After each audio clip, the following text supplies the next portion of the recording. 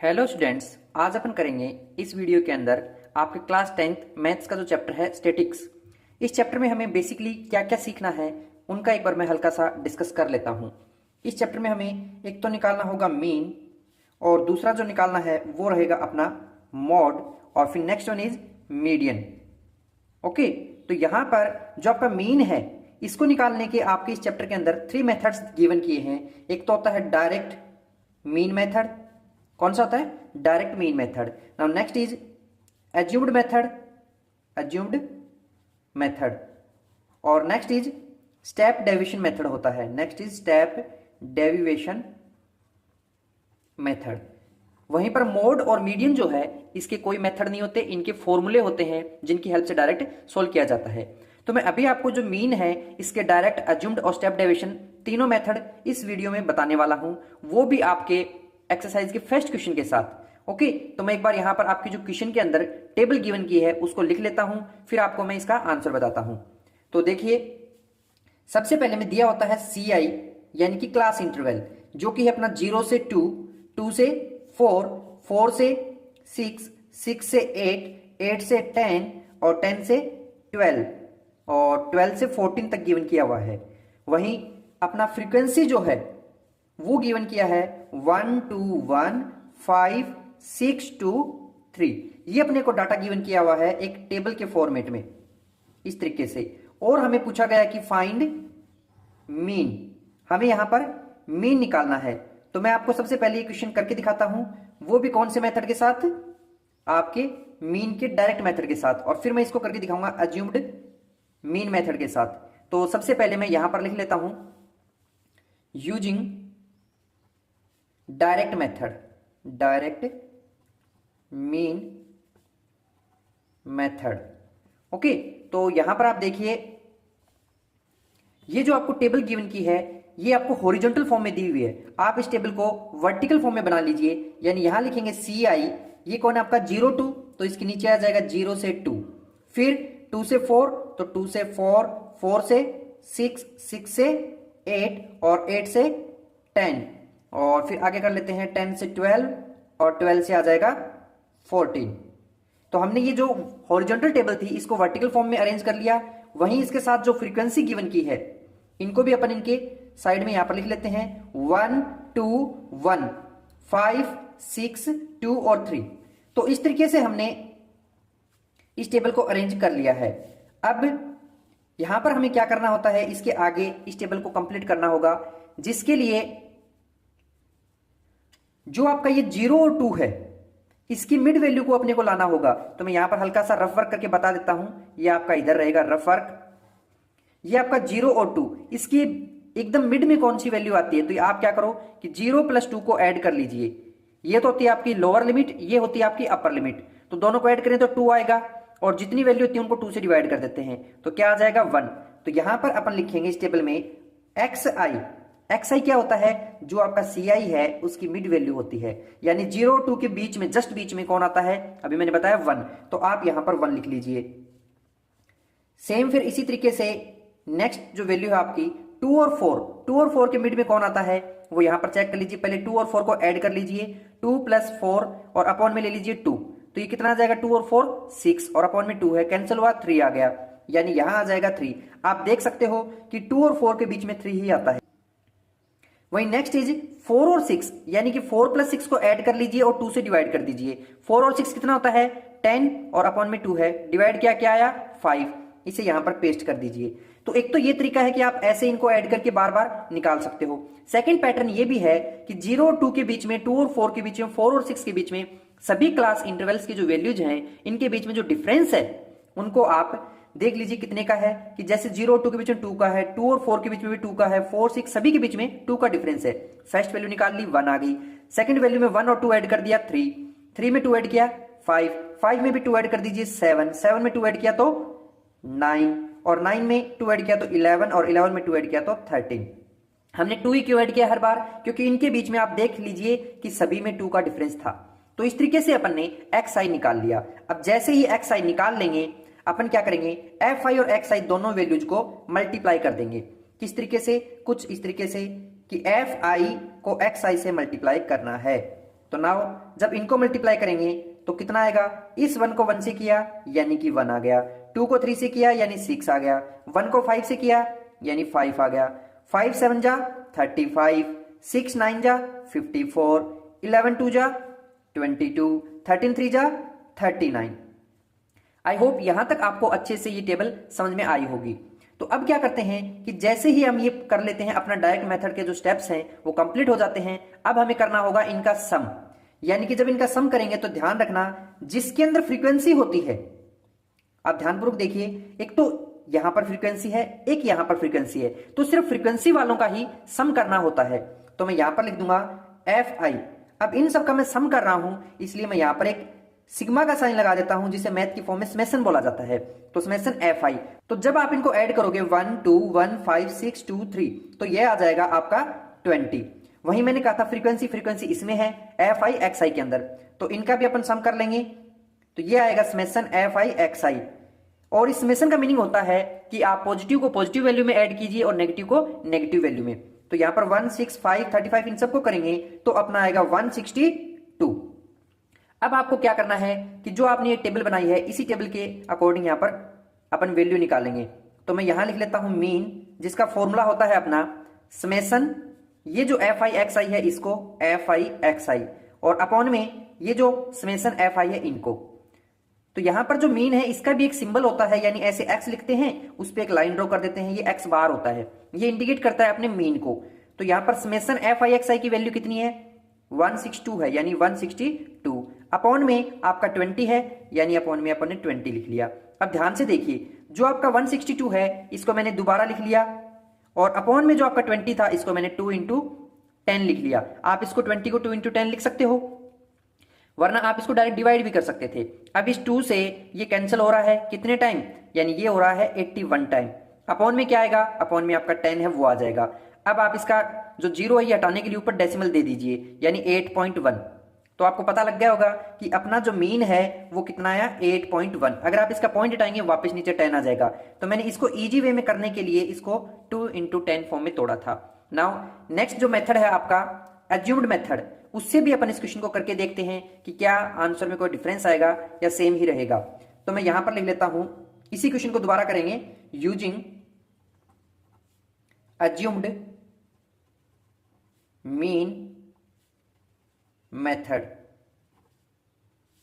Okay, तो जब आप इस मेथड को करोगे तो उससे पहले एक बार ऊपर वाली जो टेबल है इसको देख लीजिए। इसमें आया था अपना एक तो सी आई, फिर कौन आया, फिर आया है अपना सी आई के बाद एफ आई, फिर एक्स आई, और फिर इन दोनों को मल्टीप्लाई किया था। यानी ये जो टेबल है आपकी कुछ इस तरीके से अरेंज हुई थी, एफ आई एक्स आई और सी आई, और ये 4 वैल्यू आई थी। अपन ने टोटल किनका किया, अपन ने टोटल किया था एफ आई और यहां पर एफ आई एक्स आई का। ये अपना मेथड था कौन सा, डायरेक्ट मीन मेथड। यहां आपके पास जो अज्यूम्ड मीन मेथड है उसके अंदर सी आई आपको डायरेक्ट मेथड का लेना है, उसके अंदर आपको एफ आई भी लेना है, एक्स आई भी लेना है, लेकिन लास्ट वाली जो वैल्यू है एफ आई एक्स आई इसे नहीं लेना। यानी ऊपर की टेबल में अपने पास आएगा सी आई, फिर एफ आई, फिर आएगा एक्स आई। ओके, लेकिन हमें एफ आई एक्स आई नहीं लेना, तभी तो अपना डायरेक्ट मीन मेथड से कुछ अलग होगा अज्यूम्ड मीन मेथड। तो इसके बाद में हमें लेना होता है इसमें डी आई। तो ये आपका जो डी आई होता है यहां पर आता है हमेशा एक्स आई माइनस ए जो है उसे आप अज्यूम करोगे, और जब आप डी आई निकाल लोगे तो आप इसे पीछे की तरह जैसे एफ आई एक्स आई को मल्टीप्लाई किया था सेम एज एफ आई और डी आई को मल्टीप्लाई कर देना, यानी एफ आई और डी आई को मल्टीप्लाई करेंगे। तो इसमें नया स्टेप्स क्या ऐड हुआ, डी आई वाला, एफ आई एक्स आई की जगह पर क्या आ गया, एफ आई डी आई। यानी ये टेबल अपनी कुछ इस तरीके से अरेंज हो जाएगी। तो यहां पर मैं एक बार इस टेबल को कंप्लीट क्वेश्चन से देखकर बना लेता हूं। तो सबसे पहले था अपना क्लास इंटरवल 0 से 2, 2 से 4, 4 से 6, 6 से 8, 8 से 10, 10 से 12 और 12 से 14 ना। वहीं पर आपकी जो फ्रीक्वेंसी है वो थी 1 2 1 5 6 2 और 3 ना। तो आपका जो एक्स आई है वो ऑलरेडी अपन पहले निकालना सीख चुके हैं कि 0 और 2 के बीच में आता है, उस नंबर को लिखते हैं। फिर 1 3 5 7 9 11 और 13। अब अपने को क्या करना है, अपने को यहाँ पर a लाना है। तो ध्यान से समझिए कि आपको जो a लाना है वो हमेशा xi की वैल्यू से लाना है। तो जैसे कि 1 2 3 4 5 6 7 कितने डाटा है टोटल? 7 डाटा xi के अंदर अपने को मिले हैं। तो ऐसे में जो नंबर मिलते हैं उसमें जो एकदम मिड में वैल्यू है उसको आप सिलेक्ट कर लोगे। जैसे 1 3 5 है तो इसके बाद 7 आ रहा है, तो आप देख सकते हो कि 7 के नीचे भी 3 वैल्यू है और 7 के ऊपर भी 3 वैल्यू है। तो मिड में कौन है? 7। तो मैंने लेट कर लिया, let a is equal to मैंने 7 मान लिया। तो यहां पर लिखेंगे xi माइनस a, यानी कि xi की वैल्यू कौन है? 1 है, माइनस a की वैल्यू कौन है? अपने 7 को लेट किया है, इजिकल टू क्या आएगा? 1 में से 7 किया माइनस का 6। सेम नेक्स्ट टाइम 3 माइनस 7 तो क्या आया? माइनस 4। फिर 5 माइनस 7 तो क्या आएगा? माइनस 2। और 7 माइनस 7 यानी 0 आएगा। फिर 9 है नेक्स्ट, तो 9 माइनस 7 आपका 2 आ जाएगा। 11 माइनस 7 यानी आपका 4 आ जाएगा। और 13 माइनस 7 यानी आपका 6 आ जाएगा। तो आप इसमें ध्यान देना, इसमें सेम यही ऑर्डर फॉलो करता है, माइनस का पहले आता है फिर 0 के बाद प्लस का आने लग जाता है। अब हमें क्या करना है? fi और जो di की वैल्यू दोनों को मल्टीप्लाई करना है। थोड़ा ध्यानपूर्वक करना, कई बार मिस्टेक से आप xi की वैल्यू जो है इसको भी इससे मल्टीप्लाई कर देते हो, जिससे अपना आंसर गलत आ जाता है। तो ध्यान रखना कि fi की वैल्यू है वो अपनी 1 है और यहाँ di की वैल्यू है -6। दोनों को मल्टीप्लाई करें, 1 को -6 से किया -6 आएगा। फिर 2 को -4 से करेंगे -8 आएगा। फिर 1 को -2 से करेंगे -2 आएगा। 5 को 0 से करेंगे 0 आएगा। और वहीं 6 को 2 से करेंगे तो 12 आएगा। 2 को 4 से किया 8 और 3 को 6 से किया 18। अब हमें सम किन का करना है? तो मैं आपको ऑलरेडी पहले ही बता चुका हूं कि हमें सम हमेशा जिसके अंदर fi होता है उस नंबर का ही करना है। तो यहां पर fi इसके अंदर है तो इसका अपन ने सम किया था, तो ये देखिए ऊपर मैंने बताया था 20 था, तो यानी यहां पर भी क्या आ जाएगा? 20। वहीं यहां पर fi इस di के साथ है तो इस कॉलम का भी करेंगे, तो समेशन fi और di। तो इसका जब करेंगे तो आप देखना कि माइनस वालों को अलग से ऐड करना है, प्लस वालों को अलग से। तो देखिए -6 -8 और -2, यानी कि रफ वर्क में अगर लिखना चाहें तो ये आ गया माइनस का 16। वही प्लस वालों को करें तो 12 8 और 18, यानी ये आ गया आपका 38। तो प्लस का नंबर बड़ा आ रहा है, माइनस वाला छोटा। दोनों का ओवरऑल रिजल्ट क्या आ रहा है उसे अपन यहां पर लिख देंगे, जो कि अपना आया 22। आप माइनस करके देख सकते हो, 38 और माइनस का 16, तो यह आया 2 और ये 2, यानी 22 आ रहा है, उसे यहां पर रख देंगे। अब यहां पर अपना जो मीन है उसका फॉर्मूला थोड़ा चेंज हो जाता है। फॉर्मूला क्या था? पीछे फॉर्मूला था अपना समेशन fi xi और समेशन अपॉन में fi था। तो यहां पर सेम वही रहेगा समेशन, लेकिन fi के साथ इस बार xi की बजाय di आएगा और अपॉन में वही समेशन fi जो है वो आपका आ जाएगा। लेकिन ध्यान देने की बात यह है कि हमने जो इसमें a को माइनस किया है उसे लास्ट टाइम यहां पर प्लस करके दिखाना होगा, यानी a plus summation fi di upon में समेशन fi। ये फॉर्मूला अपना अज्यूम्ड मीन मेथड का बनता है। तो x bar is equal to a की वैल्यू आपने 7 ली थी वो लिख लीजिए, प्लस fi di की वैल्यू अपनी कितनी आई है? 22, तो उसे यहां लिख लीजिए 22, अपॉन में समेशन fi की वैल्यू 20 है उसे लिख लीजिए। अब दोबारा 7 का 7 लिख लिया, प्लस 22 और 20 को मैंने तोड़कर लिख लिया 2 × 10 में स्प्लिट किया। 2 से 22 कैंसिल हो रहा है, यानी 11 आ रहा है। तो क्या लिखेंगे? 7 + 11 अपॉन में 10, यानी कि आप इसे लिख सकते हो 7 + 1.1। अगर इसका पॉइंट हटाएंगे नीचे 10 चला जाएगा, नहीं हटाएंगे 1.1 आ जाएगा। अब आप क्या कीजिए, इस 7 में पॉइंट के इधर वाला 1 ऐड कर लीजिए, यानी आपका क्या आ जाएगा? x bar is equal to आपका आ जाएगा 8.1। और आप ध्यान से देख सकते हो कि आपका यहां पर भी आंसर 8.1 था जब आपने डायरेक्ट मेथड से निकाला, और जब आपने अज्यूम्ड मीन मेथड से निकाला तब भी आपका मीन 8.1 आया है। आई होप आपको ये दोनों मेथड अच्छे से समझ में आए होंगे ना। मूव करते हैं मेथड नंबर 3 जो है उसकी तरफ। तो समझिए एक बार मैं पहले डायरेक्ट मेथड जो आपको बताया है, डायरेक्ट मीन मेथड, उसकी टेबल का डिस्कस कर लेता हूं हल्का सा। कि सबसे पहले ci लिया था, फिर आपने fi लिया, फिर xi निकाला और fi xi लिया। ओके, उसके बाद में इस टेबल को जब बना लिया था फॉर्मेट, तो हमने टोटल किनका किया था? तो हमने टोटल किया था जिसमें हमें fi दिखता है, यानी कि यहां पर समेशन fi का टोटल किया जाता है और इधर से समेशन fi xi का। इसका जो फॉर्मूला था वो अपन यहां पर लिख देंगे कि x bar is equal to summation fi xi और अपॉन में जो आपका समेशन fi था वो आएगा। ओके, तो ये था अपना डायरेक्ट मीन मेथड। वहीं पर अगर अपन बात करें एज्यूम्ड मीन मेथड की, एज्यूम्ड मीन मेथड, तो उसके लिए मैंने कहा था कि पहले आप ci लेते हो, फिर आप एफ आई लेते हो, फिर एक्स आई लेते हो, लेकिन फिर एफ आई एक्स आई नहीं लेते, इसकी बजाय आप डी आई लेते हो, जो कि आपका आता है एक्स आई माइनस ए। और जब ये निकल जाता है तो आप डी आई को एफ आई से मल्टीप्लाई करके यहां लिख लेते हो F I D I. Okay, तो फिर इस टेबल को अपन कंप्लीट कर लेते थे। जब आप इस टेबल को कंप्लीट कर लेते हो तब इसमें करना होता है सम। तो मैंने पहले ही कहा था जिसमें एफ आई दिखे उन्हीं का सम करना है, हमने यहां से कर लिया। लास्ट वाले में दिख रहा है तो यहां से कर देंगे समेशन एफ आई और डी आई का सम। जबकि यहां फॉर्मूला कुछ चेंज था, यानी एक्स बार का एक्स बार आया, समेशन एफ आई एक्स आई की जगह पर क्या आया था, समेशन एफ आई और डी आई, अपॉन में समेशन एफ आई था ही। साथ में जो हमने यहां ए माइनस किया उसका उल्टा लेना होता है, यानी कि ए को प्लस करके दिखाना होता है। तो ये था अपना अज्यूम्ड मीन मेथड। लेकिन अभी करते हैं अपन स्टेप डेविएशन मेथड।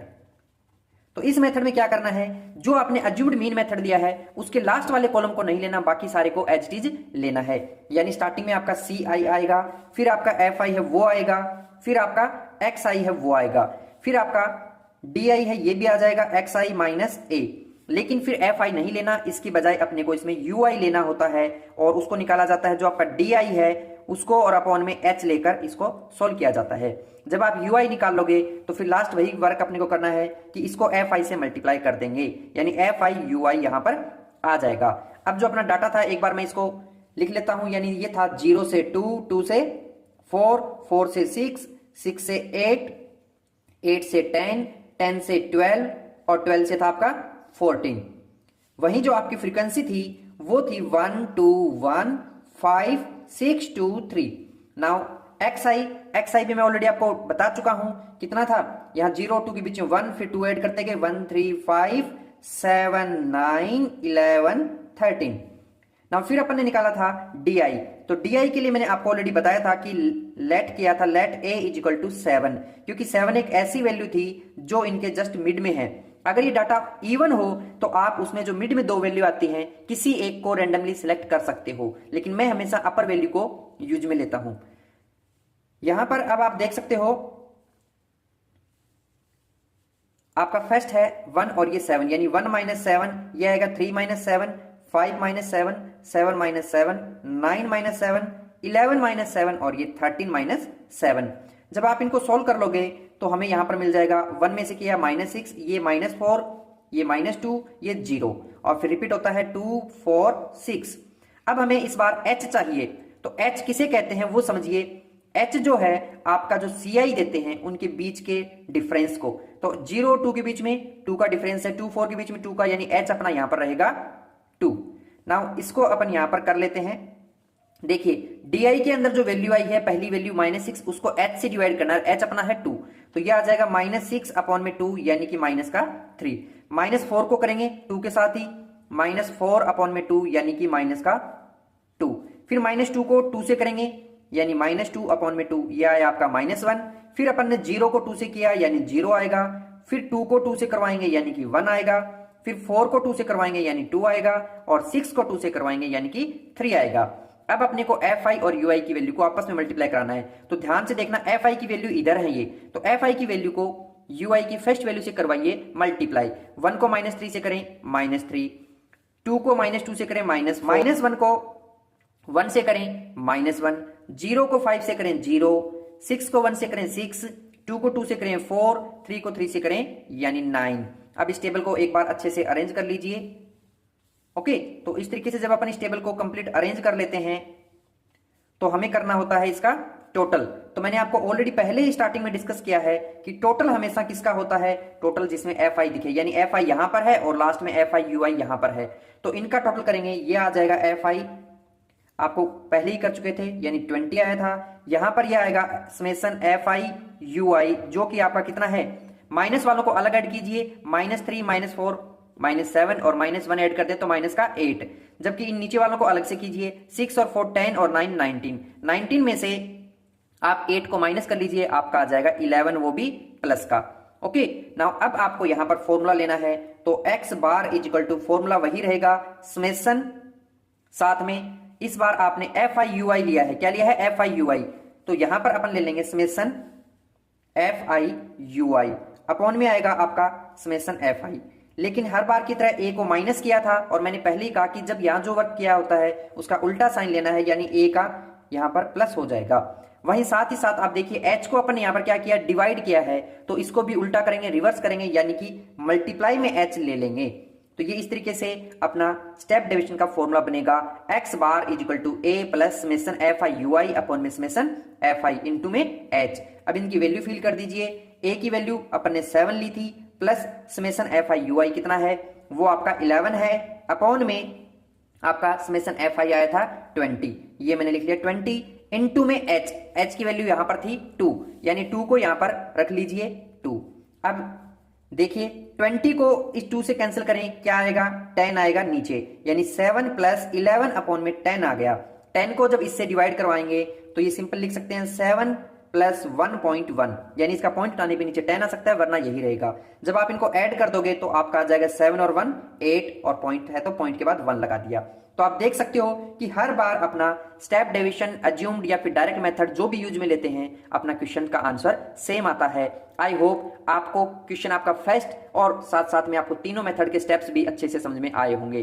फिर भी आपको कोई डाउट हो तो आप मुझे कमेंट सेक्शन में बेझिझक पूछ सकते हैं। आपको इसकी अगर पीडीएफ डाउनलोड करनी है तो उसका लिंक भी आपको डिस्क्रिप्शन बॉक्स में मिल जाएगा। Thank you.